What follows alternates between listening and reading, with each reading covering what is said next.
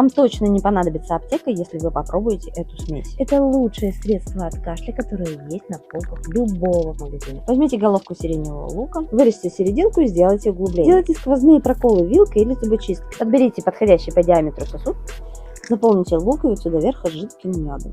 Принимать 3 раза в день в течение недели по 1 столовой ложке. Будьте здоровы! Я Танзиля, ваш консультант, помогу восстановить здоровье раз и навсегда.